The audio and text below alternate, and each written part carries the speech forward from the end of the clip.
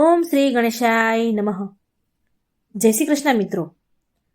ઓમ નમો ભગવતી વાસુદેવાય. મિત્રો, હવે આપણે સાંભળીશું શાલિગ્રામ ભગવાનની કથા, સાસુ વહુ અને શાલિગ્રામ. બહુ સમય પહેલાની વાત છે. એક ગામમાં એક પરિવાર રહેતો હતો. એ પરિવારમાં એક વૃદ્ધ માજી તેના દીકરા અને વહુ સાથે રહેતા હતા.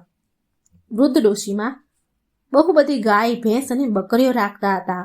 ડોશીમાં રોજ જંગલમાં એ ભેંસ ગાયને ચરાવવા લઈ જતા અને તેનું દૂધ નીકાળતા, એને વેચતા હતા અને જે દૂધ વધે વેચતા તેમાંથી દહીં, છાશ અને ઘી બનાવીને પણ વેચતા.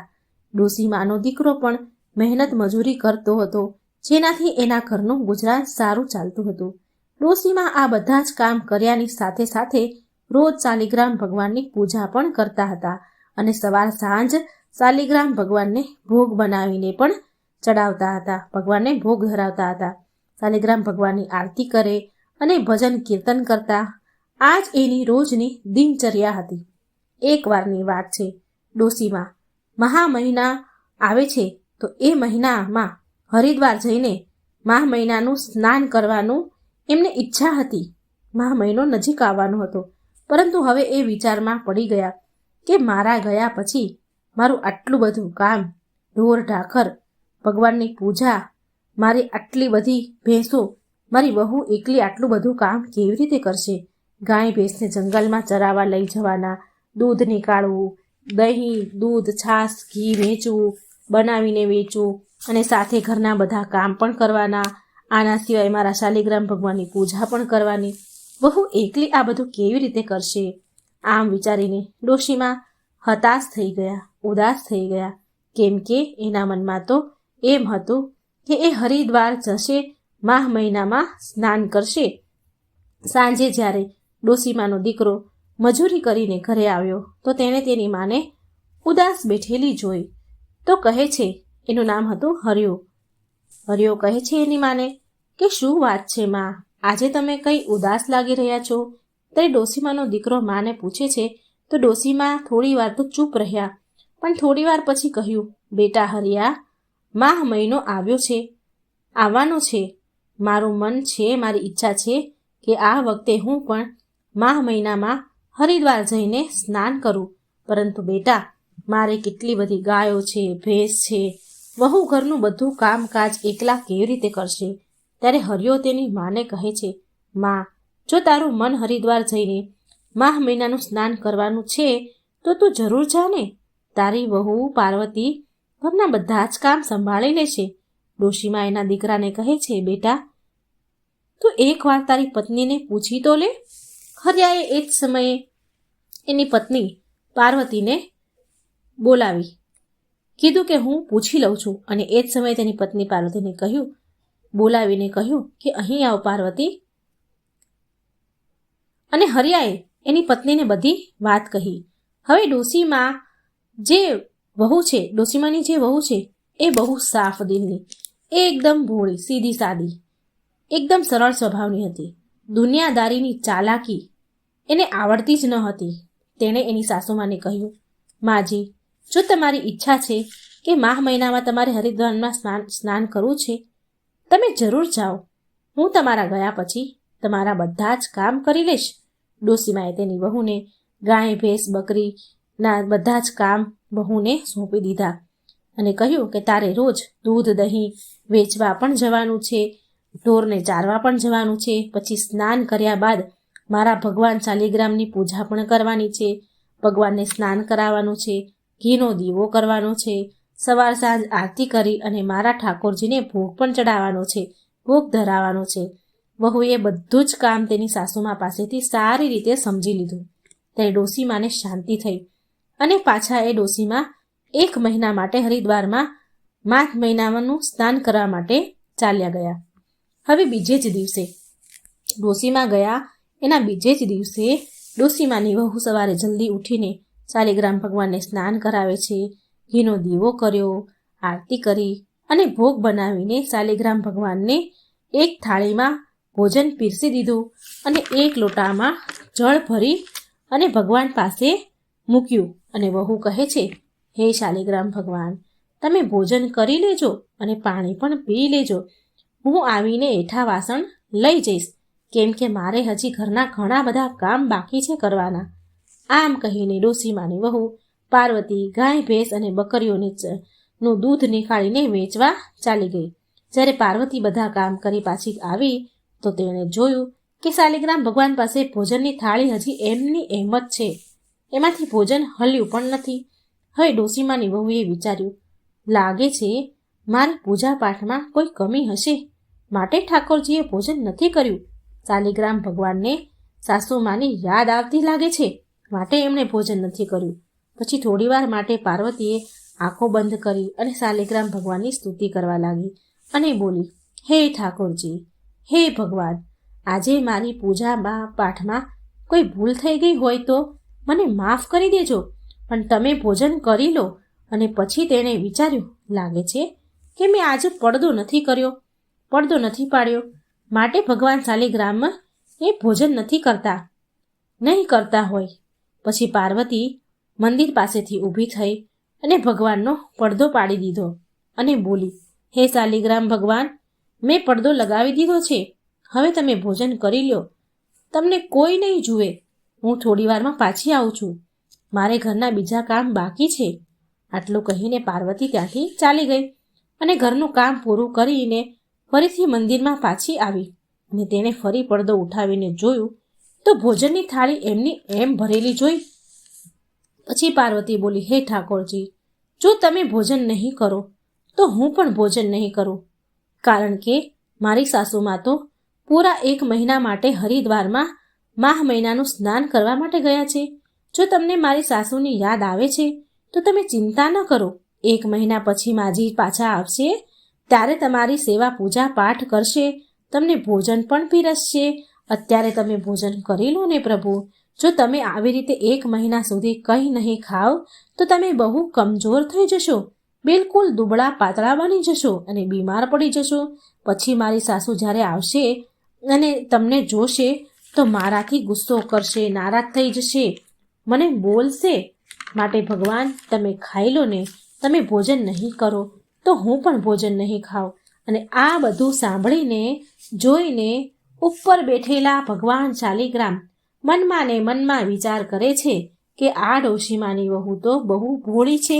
જો એ પૂરા 1 મહિના સુધી એ ભોજન નહીં ખાય તો વહુ તો બિચારી બીમાર પડીને મરી જશે અને આની હત્યાનું પાપ મારા માથા ઉપર ચડશે. મારા કારણે તેણે ભોજન નથી કર્યું. ત્યારે શાલિગ્રામ ભગવાન એક નાના બાળકનું રૂપ લે છે. નાના હાથ, નાના પગ, પીળા રંગના ધોતી અને કુર્તો પહેરીને, હાથમાં મુરલી, પગમાં ચાંદીના કડા, ગળામાં સોનાની માળા, હાથમાં વાંસની મુરલી લીધી અને ત્યાં શાલિગ્રામની જ્યાં મૂર્તિ હતી ત્યાં પ્રગટ થયા અને તેમણે બધું જ ભોજન કરી લીધું અને જે લોટામાં પાણી પણ મૂક્યું હતું એ પણ પી લીધું. અને ડોશીમાની વહુને શાલિગ્રામ ભગવાન કહે છે, બેટા, મેં બધું ભોજન જમી લીધું છે, હવે તું પણ ભોજન કરી લે અને હું તારી ગાય ભેંસ અને બકરીઓને જંગલમાં ચરાવીને આવું છું, સાંજે જ ઘરે પાછું આવીશ. ત્યારે પાર્વતી બોલી, હે ઠાકોરજી મહારાજ, તમે શું અમારા ઢોરને ચરાવવા જશો? જો મારી સાસુને ખબર પડશે ને તો એ બહુ નારાજ થશે, મારા પર બહુ ગુસ્સો કરશે. ત્યારે શાલિગ્રામ ભગવાન બોલ્યા, અરે પાર્વતી, આખો દિવસ હું ઘરમાં રહીશ તો મારું મન પણ નહીં લાગે. આવી રીતે જો હું તારી બકરી ગાય ભેંસ ચરાવીને લાવીશ તો મારો આખો દિવસ નીકળી જશે. પછી પાર્વતી કંઈ બોલી નહીં અને આમ શાલિગ્રામ ભગવાન તેના બધા જ ઢોરને, ગાય ભેંસ બકરીને જંગલમાં ચરાવવા માટે લઈ ગયા અને સાંજે બધા ઢોરને લઈને ઘરે ચરાવીને પાછા આવ્યા. અને આવીને કહે છે, ભગવાન શાલિગ્રામ કહે છે, પાર્વતી, ઓ પાર્વતી, ગરમ ગરમ રોટલી, દૂધનો વાટકો અને માખણ આપી દે, મને બહુ ભૂખ લાગી છે. ડોશીમાની વહુએ ભગવાનની વાત સાંભળી અને તેમને જલ્દીથી આસન પર બેસાડ્યા અને ભોજનની થાળી પીરસી. ગરમા ગરમ દૂધનો વાટકો, માખણ અને રોટલી ખાવાનું પીરસી દીધું. ભગવાન શાલિગ્રામે ભોજન કર્યું, માખણ ખાધું, ગરમ દૂધ પીધું અને પાછા એની મૂર્તિમાં ચાલ્યા ગયા. હવે આવું રોજ થવા લાગ્યું. આમ પૂરો માહ મહિનો ધીરે ધીરે વીતતો ગયો. હવે ડોસીમાનો પાછો આવવાનો સમય થયો. મા સ્નાન કરીને ડોસીમા પાછા તેમના ઘેર આવ્યા. ઘરે આવતા જ ડોસીમા સૌથી પહેલા એમના ઘરના મંદિરમાં ભગવાન શાલિગ્રામના દર્શન કરવા માટે ગયા, તો ત્યાં તેમણે ભગવાન શાલિગ્રામની મૂર્તિ દેખાણી નહીં. ત્યારે ડોસીમાએ એની વહુ પાર્વતીને પૂછ્યું કે વહુ, મારા ભગવાન શાલિગ્રામની મૂર્તિ ક્યાં છે? વહુ બોલી, માજી, તમારા શાલિગ્રામ ભગવાન આપણા ઢોરને ચરાવવા માટે જંગલમાં ગયા છે. હવે તો એ સાંજે જ પાછા આવશે. આ સાંભળીને ડોસી તો પેલા ચોંકી ગયા, હેરાન થઈ ગયા અને બોલ્યા કે શું ઠાકોરજી ભગવાન મૂર્તિમાંથી બહાર નીકળે ખરી અને એ પાછા ઢોર ચરાવવા જાય? વહુ, તું ખોટું બોલી રહી છો. તે જ મારા ઠાકોરજીની મૂર્તિને શાલિગ્રામને ક્યાંક મૂકી દીધા છે અથવા તો ક્યાંક ફેંકી દીધા છે. સાચું બોલ, મારા શાલિગ્રામ ભગવાન ક્યાં છે? આમ સાસુમાં તેની વહુને જોર જોરથી બોલે છે, ગુસ્સો કરે છે, ખીજાય છે. ત્યારે ડોસીમાનો દીકરો હરિયો આવ્યો એટલામાં, અને ડોસીમાએ પણ તેના દીકરા હરિયાને જોયો. એટલે હરિયો કહેવા લાગ્યો, માં, તું જાત્રામાંથી હરિદ્વારથી ક્યારે પાછી આવી ગઈ? ત્યારે ડોસીમા બોલ્યા, બેટા, હું તો હજી હમણાં જ આવી છું, અને ઘરમાં આવીને શાલિગ્રામ ભગવાનના દર્શન કરવા માટે મંદિરમાં ગઈ તો મેં જોયું કે શાલિગ્રામ ભગવાનની મૂર્તિ તો છે જ નહીં મંદિરમાં, અને તારી વહુ એવું કહી રહી છે કે તેણે શાલિગ્રામ ભગવાનને ઢોરને ચરાવવા માટે જંગલમાં મોકલ્યા છે. જો બેટા, મેં તારા કહેવા પર હરિદ્વારમાં માહ મહિનાનું સ્નાન કરવા માટે હું રાજી થઈ હતી, અને મેં ઘરનું અને શાલિગ્રામ ભગવાનની પૂજાની જવાબદારી પાર્વતી તારી વહુને સોંપી હતી. હવે તું જ તારી પત્નીને પૂછ કે મારા શાલિગ્રામ ભગવાન ક્યાં છે? ત્યારે હરિયાએ તેની પત્નીને પૂછ્યું, પાર્વતી, ભગવાનની મૂર્તિ ક્યાં છે? ત્યારે પાર્વતીએ પણ એ જ જવાબ આપ્યો જે તેણે તેની સાસુમાને આપ્યો હતો. એ કહે છે, ભગવાન મૂર્તિમાંથી નીકળીને ઢોરને ચરાવવા માટે જંગલમાં ગયા છે અને હવે તે સાંજે જ પાછા આવશે. ત્યારે ડોસીમાં તેના દીકરાને કહે છે, સાંભળી લીધું હરિયા? ક્યાંક મૂર્તિમાંથી ભગવાન ક્યાંય બહાર નીકળે ખરી? સાંભળ્યું ને તે? ત્યારે હરિયો બોલે કે માં, અત્યાર સુધી તમે 1 મહિના સુધી ધીરજ રાખી છે ને, તો હવે સાંજ સુધી થોડી વધારે ધીરજ રાખી લો. બધી હકીકત સાંજ થતાં ખબર પડી જશે. ધીરે ધીરે સાંજ પડી. ભગવાન શાલિગ્રામ પણ હવે ગાય ભેંસને લઈને ઘરે આવ્યા. ઢોર ચરાવીને ઘરે પાછા આવ્યા અને ડોસીમાની વહુને કહે છે, અરે પાર્વતી, ઓ પાર્વતી, ગરમ ગરમ રોટલી અને દૂધનો વાટકો માખણ આપી દે મને બહુ ભૂખ લાગી છે. શાલિગ્રામ ભગવાન અને તેનો અવાજ માત્ર વહુને જ સંભળાતો અને ભગવાન દેખાતા, પણ ડોશીમા અને તેના દીકરાને ના તો અવાજ સંભળાતો અને ના ભગવાન દેખાયા. ત્યારે વહુ તેની સાસુમાને કહે છે, જુઓ માજી, આવી ગયા ને તમારા શાલિગ્રામ ભગવાન. હવે તમે જાતે જ પૂછી લો તમારા ભગવાનને. ત્યારે ડોશીમા અને તેનો દીકરો હરિયો બોલ્યો, પાર્વતી, ક્યાં છે શાલિગ્રામ ભગવાન? અમને તો ક્યાંય નથી દેખાતા. અને ત્યારે વહુ કહે છે, જુઓ, અહીં સામે તો ઊભા છે, મને તો દેખાય છે. ત્યારે ડોશીમા તેના દીકરાને કહે છે, જો બેટા હરિયા, હું સાચું કહું છું ને? તારી વહુ કેટલું ખોટું બોલી રહી છે. તું પણ અહીં જ ઊભો છે મારી સામે ને. સવારથી સાંજ થઈ ગઈ, પણ આ તારી વહુ બહાના જ કાઢી રહી છે ક્યારની, ખોટું જ બોલી રહી છે. આ સાચું નથી બોલતી. એના ઉપર કામનો બોજ વધારે હતો, માટે તેણે મારા શાલિગ્રામ ભગવાનની મૂર્તિને ક્યાંક ફેંકી દીધા છે, જેથી તેને ભગવાનની પૂજા સેવા ન કરવી પડે. એટલે વહુ બોલી, નહીં નહીં માજી, હું ખોટું નથી બોલી રહી. ત્યારે વહુ હાથ જોડીને ભગવાન શાલિગ્રામને પ્રાર્થના કરે છે કે હે ઠાકોરજી, જેમ તમે મને દેખાવ છો ને તેમ તમે મારી સાસુ અને પતિને દર્શન આપો, નહીં તો એ મને ખોટી માનશે. ત્યારે તે ડોશીમાં અને તેના દીકરાને પણ શાલિગ્રામ ભગવાનના દર્શન થયા અને બંને મા દીકરો ભગવાનના ચરણોમાં પડી ગયા. અને ડોશીમાં રડતા રડતા શાલિગ્રામ ભગવાનને કહે છે, હે ઠાકોરજી મહારાજ, મેં તમારી પૂજા, મારી પૂરી જિંદગી તમારી સેવા પૂજામાં નીકાળી દીધી, પણ તમે મને ક્યારેય દર્શન ન આપ્યા અને ના કોઈ દિવસ મારો ભોગ સ્વીકાર્યો. મારી વહુએ 1 મહિનો માહ મહિનો તમારી સેવા પૂજા પાઠ કર્યા અને ભોગ લગાવ્યો તો તમે માત્ર એને દર્શન જ નહીં પણ એનો ભોગ પણ સ્વીકાર્યો અને ઢોરને પણ ચરાવવા માટે જંગલમાં લઈ ગયા, એની સાથે ઘરમાં પણ તમે રહેવા લાગ્યા. ત્યારે ભગવાન શાલિગ્રામ ડોશીમાને કહે છે કે ડોશીમા, તમે તો માત્ર મને પથ્થરની મૂર્તિ સમજીને જ મારી પૂજા કરતા હતા, પણ તમારી વહુએ મને એક જીવતો જાગતો આત્મા સમજ્યો છે, માટે મેં એને દર્શન આપ્યા છે અને મેં એના ભોગને સ્વીકાર કર્યો છે. હે ડોશીમા માજી, તમારી વહુ બહુ સાચી છે, ભોળી છે, હૃદયની સાફ અને સાચી છે અને સરળ છે. આવા લોકો પર તો ઠાકોરજી રીઝે છે. ત્યારે ડોશીમા કહે છે કે હે ઠાકોરજી, મને મારી ભૂલ સમજાઈ ગઈ છે. આ સત્ય સ્વીકારીને ડોશીમા હાથ જોડીને તેની ભૂલની માફી માંગવા લાગ્યા. ભગવાન સામે ખૂબ રડ્યા. શાલિગ્રામ ભગવાન હવે જતા જતા ડોશીમાના ઘરને ઠોકર મારીને ચાલ્યા ગયા, જેથી એમનું ઘર સુંદર મહેલમાં બદલાઈ ગયું અને ઘરમાં અન્નધનના ભંડાર ભરાઈ ગયા. અને 3 મહિના પછી ડોશીમાને વહુ ગર્ભવતી થઈ અને તેને 9 મહિના પૂરા થયાને સુંદર પુત્ર પ્રાપ્ત થયો.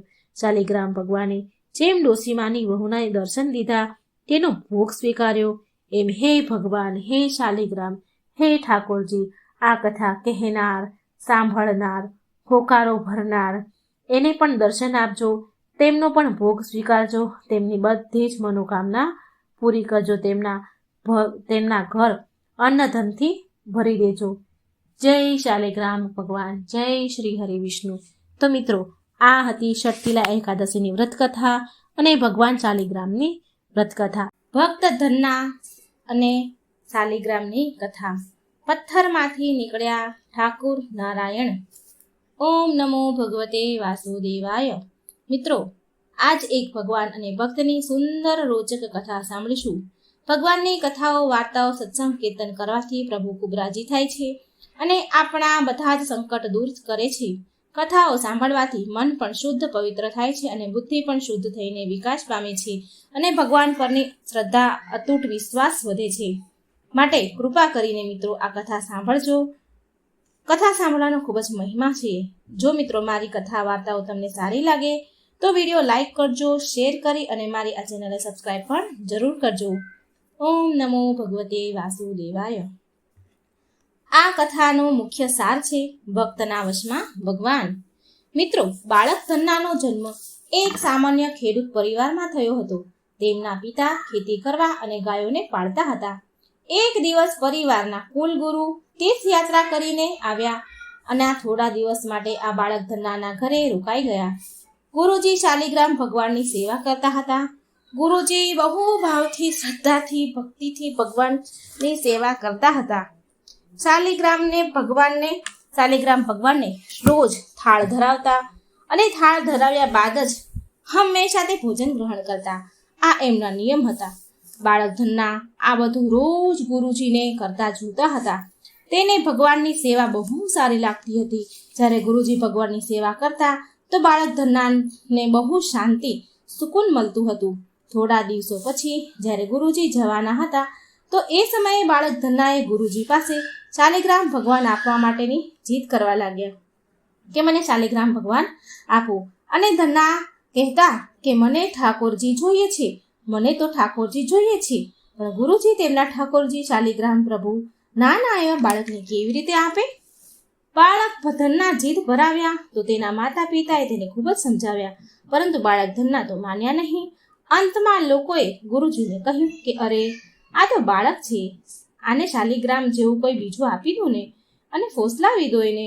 બીજા દિવસે ગુરુજી નદીએ નાવા ગયા. સ્નાન કરવા ગયા તો ત્યાંથી ગુરુજીએ કાળા રંગનો ગોળ મટોળ એક કાળો પથ્થર લઈને આવ્યા અને ધન્ના પાસે આવીને બોલ્યા કે બેટા, હું તને મારા ઠાકોરજી તો આપી દઈશ, પણ મારી પાસે 2 ઠાકોરજી છે.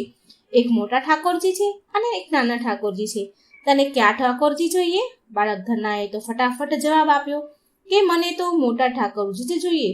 ગુરુજી પણ આવું જ ઈચ્છતા હતા. ત્યારે ગુરુજીએ આ બાળકને ધન્નાને મોટા ઠાકોરજી શાલિગ્રામ આપી દીધા. હવે ઠાકોર શાલિગ્રામને મેળવીને બાળક ધન્ના બહુ પ્રસન્ન થયા છે, બહુ રાજી થયા. એ બહુ ભાવથી એ ભગવાનની શાલિગ્રામની સેવા કરવા લાગ્યા. જ્યારે બાળક ધન્ના ગાયો ચરાવવા ખેતર તરફ જાય તો ઠાકોરજીને તેની સાથે લઈ જાય, શાલિગ્રામ શિલાને તેની જોડે લઈ જાય. બાળક ધન્નાની માતા તેને બાજરાના રોટલો, શાક, અથાણું અને ગોળ ખાવા માટે આપતા હતા. તો બાળક જ્યારે ધન્ના ચરાવવા જાય ત્યારે એ ખાવાનું જોડે લઈ જાય. બાળક ધન્નાએ નિશ્ચય કર્યું કે આ ઠાકોરજીને ભોગ ધરાવીને જ હવે હું ભોજન ખાઈશ. બાળક ધન્નાએ જ્યારે ખેતરમાં પહોંચ્યા તો પ્રેમથી ઠાકોરજીને પોકારવા લાગ્યા. બાળક ધન્નાએ નિર્ણય કર્યો કે જ્યાં સુધી ઠાકોરજી પ્રગટ થઈને આ ભોજન નહીં ખાય ત્યાં સુધી હું પણ ભોજનનો એક પણ ટુકડો નહીં ખાઉં, જ્યાં સુધી ભગવાન નહીં ખાય. જ્યારે ઠાકોરજીને ધરાવેલો ભોગ ખાધો નહીં, ભગવાને જ્યારે ખાધો નહીં, તો બાળક ધન્નાએ સાંજ પડતા રોટલા જે શાક જે બધું લાયા હતા એ ગાયોને ખવડાવી દીધું. સાંજ સુધી બાળક ધન્નાએ વાટ જોઈ કે ભગવાન ખાઈ લે, પણ ભગવાને ખાધું નહીં. તો એણે પણ ન ખાધું અને બધું જ જમવાનું ગાયને આપી દીધું. 3 દિવસ સુધી આવું ચાલતું રહ્યું. ના તો ઠાકોરજી જમવા આવ્યા કે ના તો બાળક ધન્નાએ ભોજન કર્યું. 3 દિવસ સુધી ભૂખ્યો રહ્યો. હવે ચોથો દિવસ હતો. ચોથા દિવસની વાત છે. બાળક ધન્નાની માતા ફરીથી રોટલી લઈને આપે છે. રોટલો, શાક, ગોળ બધું બાળક ધન્નાને ગાયો ચરાવવા જાય ત્યારે આપે છે. હવે બાળક ધન્ના ખેતરમાં જોરથી રડવા લાગ્યા અને ઠાકોરજીને પુકારવા લાગ્યા અને કહે છે કે ઠાકોરજી, તમે તો મોટા ઠાકોરજી છો, તમને તો લોકો રોજ 56 પ્રકારના ભોગ ચડાવતા હશે, પણ હું તો બાળક છું અને 3 દિવસથી ભૂખ્યો છું. તમને તો મારા ઉપર દયા પણ નથી આવતી. પ્રભુ, થોડી મારા ઉપર દયા ખાઈને જ પણ મારા પર પ્રગટ થઈ જાઓ અને થોડું જમી લો. આ ભોગ ધરાયો છે એ જમી લો. બાળક ધન્નાના ભોળા મનથી કરેલી પ્રાર્થનાથી ભગવાન સાક્ષાત શાલિગ્રામ ભગવાન વિષ્ણુ હરિ પ્રગટ થયા. તેના ઠાકોરજીને જોઈને બાળક ધન્ના બહુ પ્રસન્ન થયા. તેમણે ઠાકોરજીને તેની માતાની આપેલી બાજરાનો રોટલો, શાક અને ગોળ ખાવા આપ્યા. ઠાકોરજી તો બહુ પ્રેમથી બાજરાનો રોટલો, શાક, ગોળ ખાવા લાગ્યા. એ રોટલામાંથી 2 રોટલા ઠાકોરજીએ ખાધા અને હવે ત્રીજો રોટલો જ્યારે ઠાકોરજી ભગવાન ખાવા જાય છે ત્યાં બાળક ધન્નાએ તેમનો હાથ પકડી લીધો અને બોલ્યા કે બધા જ રોટલા જો તમે ખાઈ જશો ઠાકોરજી, મને પણ ભૂખ લાગી છે, તો હું શું ખાઈશ? હું તો 4 દિવસથી ભૂખ્યો છું, મેં કંઈ પણ ખાધું નથી. 2 રોટલા તમે ખાધા ને, હવે 2 રોટલા મારી માટે રહેવા દો.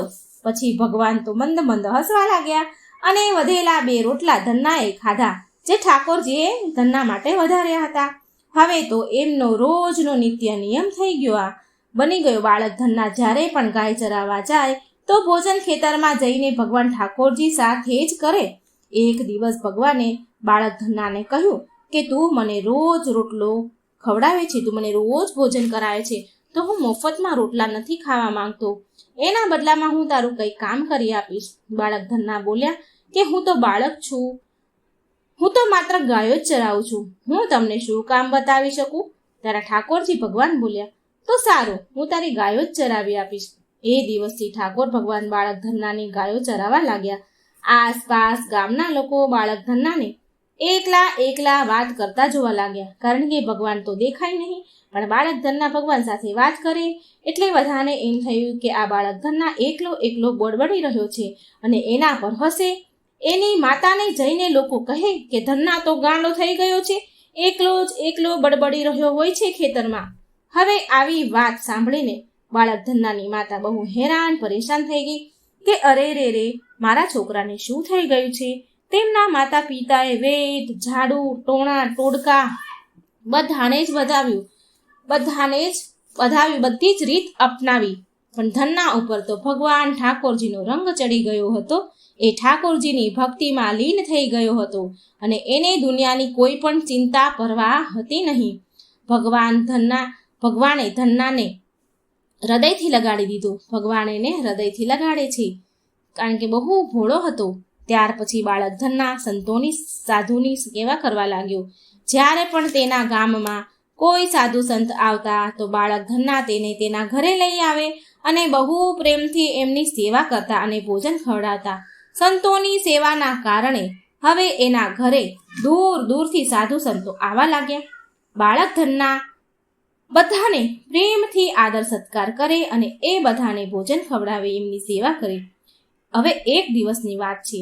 તેમના પિતાને આ બધું ગમતું નહીં. મતલબ કે એમના પિતાએ બાળક ધન્નાને કહ્યું કે જો બેટા ધન્ના, મહિનામાં એકાદ વાર કોઈ સાધુ સંત આપણા ઘરે આવી જાય અને આપણા ઘરે એ આવી શકે છે અને આપણા ઘરે એકાદ વાર ભોજન કરી શકીએ છીએ, આપણે એટલું કરી શકીએ, આપણે એટલું કરાવી શકીએ.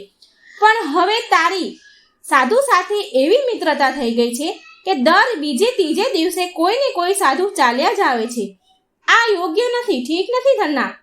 અમે અમારી ખેતીવાડીનું કામ કરીએ કે આ બધા સાધુ સંતોની સેવા કરીએ, તારું પાલન પોષણ અમે કરીએ છીએ અને ઉપરથી તું બીજા સાધુઓને બોલાવી લાવે છે. આ પ્રકારે આવા નકામા કામ ધંધા વગરના સાધુઓની સેવા કરવી યોગ્ય નથી ધન્ના. માટે એકવાર કાન ખોલીને સાંભળી લે. આજ પછી જો કોઈ સાધુને લઈને ઘરે આવ્યો છે ને તો હું તને ઘરમાં નહીં ઘૂસવા દઉં.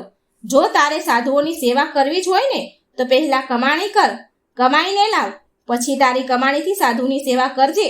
પિતાજીની વાત સાંભળીને બાળક ધન્ના ઉદાસ થઈ ગયો અને ચૂપચાપ ઊભો રહી ગયો. ત્યારે પિતાજી ધન્નાને ખીજાઈને કહે છે, બહુ ક્રોધમાં આવીને બોલ્યા, આજ પછી કોઈ સાધુને ઘરે લઈને ન આવતો અને જા જઈને ખેતરમાં ઘઉં રોપવા જા. ખેતર તૈયાર છે. બોરીમાં જે ઘઉં, જો પેલી બોરી પડી છે એમાં જે ઘઉં છે, જે બિયારણ છે એ રાખ્યું છે એને બળદ ગાડામાં મૂકીને લઈ જા અને ખેતરમાં જઈને રોપવા લાગ. બાળક ધન્નાએ બળદ ગાડામાં રોપવા માટે ઘઉંનું જે બોરી હતી એ બળદ ગાડામાં મૂકી રોપવા માટે નીકળ્યા. બાળક ધન્નાએ હજી થોડે દૂર પહોંચ્યા ત્યાં જ રસ્તામાં તેને એક થોડા સાધુઓનું ટોળું દેખાણું. બાળક ધન્નાએ બળદગાડામાંથી ઉતરીને તરત જ સાધુ સંતને સાષ્ટાંગ પ્રણામ કર્યા. હવે બાળક ધન્ના મનમાં વિચારવા લાગ્યા કે હજી હમણાં જ પિતાજીએ મને સાધુઓને ઘરે લઈ જવાની ના કહી છે. જો હું ખેતરમાં બીજા બધા ઘઉં રોપવાને બીજ રોપવાના બદલે આ સાધુ સંતોને ઘરે લઈને ગયો તો પિતાજી તો આકાશ માથે ઉપાડી લેશે અને આ સાધુઓને પણ ભગાડી દેશે. ત્યારે બાળક ધન્ના થોડો વિચાર કરે છે અને બોલ્યા, સાધુઓને કહે છે, મહારાજ અત્યારે ઘરે કોઈ નથી, હું પણ ખેતર તરફ જઈ રહી છું, તમે પણ મારી સાથે સાથે ચાલો.